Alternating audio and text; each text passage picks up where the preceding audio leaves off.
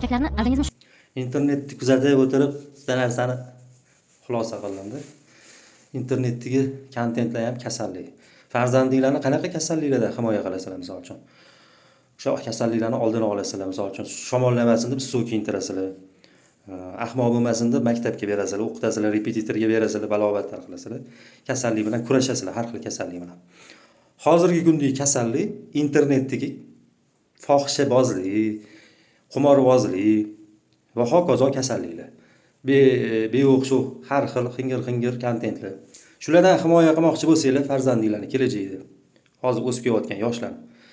Agar e'tiborsizman desanglar farqi yo'q, yuraveringlar mana shunaqa.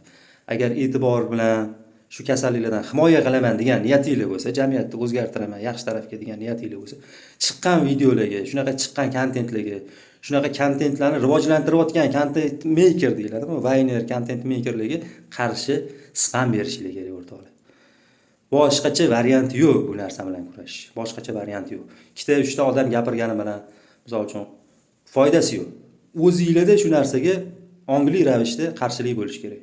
Ertaga bu kasallik uyingizga kirib kelishi mumkin.